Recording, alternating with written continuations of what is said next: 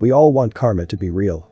Not everyone believes that there is some supernatural force making sure the good are rewarded, but when we see somebody selflessly give themselves up to help others, we feel like there ought to be. It might not happen every time, but sometimes the good people do get rewarded for their deeds. And sometimes the payoff is so perfect that it'll leave you wondering if maybe, just maybe, karma really exists. James Harrison donated blood and saved 2 million babies. When James Harrison was 14 years old, he nearly died. It took a major chest operation to save his life.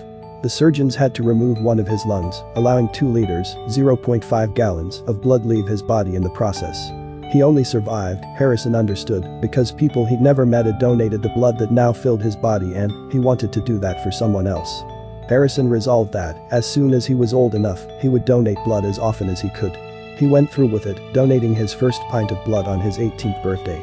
Doctors started to realize, though, that Harrison's blood was unusual. It had antibodies that were basically the cure for rhesus disease, a blood disorder that can cause babies to be born with crippling brain damage or even die. They asked Harrison to donate plasma regularly and let them run tests, and he agreed. His blood became the cure. Harrison, now in his 70s, has saved the lives of more than 2 million babies. He didn't just save strangers' lives, though. When his own daughter, Tracy, became pregnant, she was diagnosed as being at risk for rhesus disease. Harrison's blood donations ensured that her baby was born safely. Because he donated blood when he was 18, James Harrison was able to become a grandfather. The man was rescued by a boy his wife had saved 9 years earlier. When Roger Lossier was 4 years old, he wandered away from his mother during a trip to the beach in 1965. He made his way alone into the water and tried to swim, but an undercurrent pulled him down. He would have died, but a stranger named Alice Blaze dove into the water and pulled him to shore, where she revived him and saved his life. 9 years later, 13-year-old Roger was out on the same beach when he heard a woman scream, "My husband is drowning." Roger didn't realize this was a woman he'd met before, but he rushed into action anyway. He jumped onto an inflatable raft, paddled out to the man, and pulled him on, saving his life. News reported on it the next day. Nobody there realized the strange cosmic coincidence that had just happened until the news reported on it the next day. It wasn't until then that Alice Blaze realized that the young man who had saved her husband's life was the 4-year-old boy whose life she'd once saved. Holocaust heroes were saved from the Bosnian genocide. When the Germans invaded Sarajevo in 1941, the Cavillo family were sure their days were numbered. They were Jews, and the Nazis were approaching.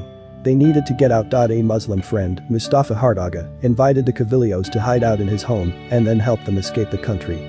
With the help of the Hardagas, every member of the Cavillo family got out safely except for the father, Joseph Cavillo. Joseph got caught by the Germans and was put to work in a chain gang. Again, though, he was saved by the Hardagas. Mustafa's wife Sajniba snuck him food, helped him break free, and let him hide in their house. Once he was loose. 3, then they helped him get out the country and reunite with his family. Over 50 years later, the Hardagas were still in Sarajevo when the Bosnian War began. It soon turned into a genocide in which 8,000 Muslims were massacred. The Hardagas likely would have died there, but Israel's Holocaust Memorial, Yad Vashem, knew about their story. As soon as the genocide began, the organization pulled strings to get the Hardagas into Israel. They returned the favor they'd given the Cavillos and saved a Muslim family from genocide. A man survived an undiagnosed disease by giving blood. Jim Becker started donating blood because he was a dedicated Green Bay Packers fan. He couldn't fit tickets to their games into his budget, so he justified buying them by donating blood. He donated a pint of blood every chance he got and rewarded himself for his good deed by using the money to buy tickets to an NFL game. Donating blood, it turned out, was the only reason he lived. In 1975, after more than 20 years of regularly donating blood, Becker found out that he had hemochromatosis, a disorder that creates a toxic buildup of iron in the organs, usually treated with bloodletting. Becker had likely had the disease for close to 20 years, but he'd been accidentally treating it the entire time by giving blood. After his diagnosis, he was given proper treatment by medical professionals, but Becker wouldn't have lived long enough to get diagnosed if he hadn't given blood. He donated blood hoping it would save someone's life and, by chance, saved his own. The man survived a heart attack because he helped a motorist. Victor Giesbrecht and his wife Ann were driving down a Wisconsin interstate in 2011 when they spotted two young women pulled over on the side of the road. The women, Lisa Meyer and Sarah Berg, had sprung a flat and they didn't know how to change a tire. The Giesbrechts, on the other hand, were experienced motorists. They happily pulled over, helped the strangers change their tire, and got them back on the road. The women thanked the Giesbrechts and went on their way. A short while later, the Giesbrechts' truck, driving in front of them, veered over to the side of the road. The women pulled over to see what was wrong and immediately saw Ann Giesbrecht running out, screaming that her husband was having a heart attack. Lisa and Sarah might not have known a lot about cars, but as a nursing assistant, Sarah knew what to do when someone has a heart attack. She gave Victor CPR while her friend called 911. The paramedics made it to the scene and Victor survived the heart attack that could have killed him purely because he'd stopped to help a stranger on the side of the road. The man donated half his liver to his future wife. Christopher Dempsey gave up half of his liver for someone he'd never met. He overheard a coworker he barely knew talking about a cousin who had stage 4 liver disease. She needed a liver transplant, but there were 119,000 people on the transplant list before her. Unless she found a donor, she would only have 2 more months to live. Dempsey didn't know the family well, but he didn't think it was right to let her suffer. And so he butted into offer to get himself tested to see if he was a match. When he found he was, he agreed to donate part of his liver. The woman whose life he'd saved was named Heather Kruger, and they didn't meet until after he'd promised to give her his liver. When they did, though, they fell in love.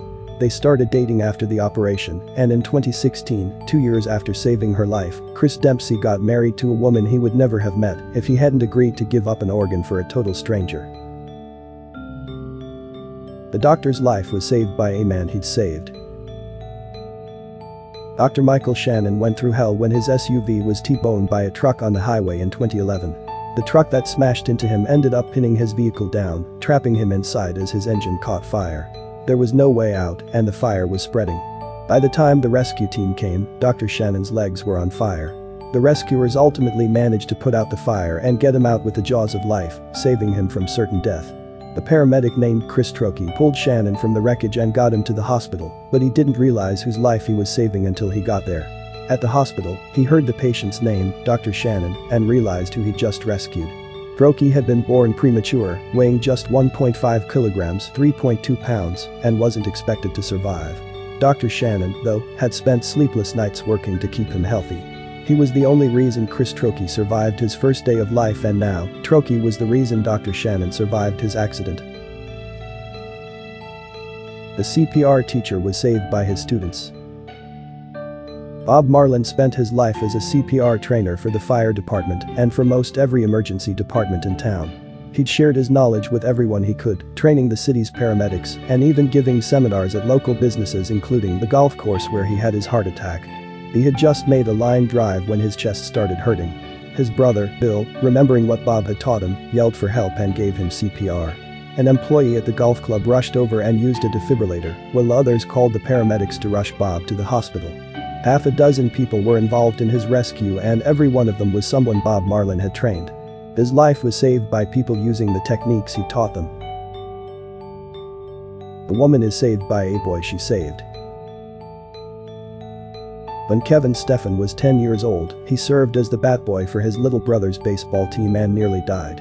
A young boy who was warming up swung his baseball bat a little too carelessly, slamming it into Stephan's chest hard enough to stop his heart. Fortunately, a nurse named Penny Brown was in the crowd. She rushed over and gave him CPR. It got his heart beating again and saved his life. 7 years later, in 2006, Kevin got to pay her back. Penny was eating at a restaurant he worked at when she started choking on her food. Stephan, unaware that this was the woman who had once saved his life, rushed over as soon as he heard and gave her the Heimlich maneuver. He cleared the blockage and found out, a little afterward, that he'd just repaid a 7-year-old debt. The homeless man returned a $4,000 ring and got a house. Billy Ray Harris was begging for money in Kansas City when he got a stroke of incredible luck.